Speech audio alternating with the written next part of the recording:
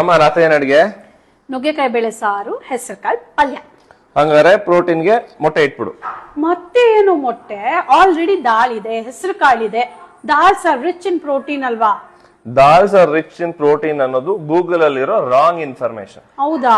ದಾಲ್ಸ್ contain more proteins ಅನ್ನೋದು ಬರೀ ಅರ್ಧ ಸತ್ಯ. ಪೂರ್ತಿ ಸತ್ಯ ಏನಪ್ಪಾ ಅಂದ್ರೆ dals contain more proteins as compare to cereals. Cereals ಅಂದ್ರೆ ಅಕ್ಕಿ, ಗೋಧಿ ಮುಂತಾದ ಧಾನ್ಯಗಳು. 100 ಗ್ರಾಮ್ ಬೇಳೆ ಕಾಳುಗಳನ್ನ ತಗೊಂಡ್ರೆ ಅದರಲ್ಲಿ 15ರಿಂದ 25 ಗ್ರಾಮ್ನಷ್ಟು ಪ್ರೋಟೀನ್ ಇರುತ್ತೆ. ಆದ್ರೆ ಅದೇ ಬೇಳೆ ಕಾಳುಗಳಲ್ಲಿ 30ರಿಂದ 40 ಗ್ರಾಮ್ನಷ್ಟು ಕಾರ್ಬೋಹೈಡ್ರೇಟ್ ಇರುತ್ತೆ. ಅಂದ್ರೆ ಪ್ರೋಟೀನ್ಗಿಂತ ಕಾರ್ಬೋಹೈಡ್ರೇಟೇ ಹೆಚ್ಚಿರುತ್ತೆ.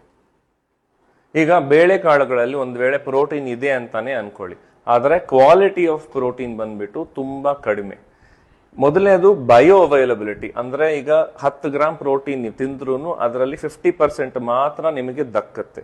ಹಾಗೂ ಅದರಲ್ಲಿ ಎಲ್ಲಾ ಎಸೆನ್ಷಿಯಲ್ ಅಮೈನೋ ಆಸಿಡ್ ಇರೋದ್ರಿಲ್ಲ, ಮತ್ತೆ ಮೆಥಿಯೋನಿನ್ ಅನ್ನೋ ಅಮೈನೋ ಆಸಿಡ್ ಡೆಫಿಷಿಯಂಟ್ ಆಗಿ ಇರುತ್ತೆ. ಸೊ ನಿಮಗೆ ಪ್ರೋಟೀನ್ ಸಿಂಥಸಿಸ್ ಆಕ್ಚುಲಿ ಆಗೋದಿಲ್ಲ. ಅದರ ಜೊತೆಗೆ ಬೇಳೆಕಾಳುಗಳಲ್ಲಿ ಫೈಟಿಕ್ ಆಸಿಡ್, ಲೆಕ್ಟಿನ್ಸ್, ಪ್ರೋಟಿಯೇಸ್ ಇನ್ಹಿಬಿಟರ್ಸ್ ಮುಂತಾದ ಆಂಟಿ ನ್ಯೂಟ್ರಿಯೆಂಟ್ಸ್ ಇರುತ್ತೆ. ಈ ಆಂಟಿ ನ್ಯೂಟ್ರಿಯೆಂಟ್ಸ್ ಬಂದ್ಬಿಟ್ಟು ಗ್ಯಾಸ್ಟ್ರಿಕ್ ಡಿಸ್ಕಂಫರ್ಟ್ ಅನ್ನ ಮಾಡುತ್ತೆ ಹಾಗೂ ಮಿನರಲ್ ಡೆಫಿಷಿಯನ್ಸಿಯನ್ನ ಕಾಸ್ ಮಾಡುತ್ತೆ. ಅದಕ್ಕೆ ಹೆಚ್ಚಾಗಿ ತಿನ್ನೋದಕ್ಕೆ ಆಗೋದಿಲ್ಲ.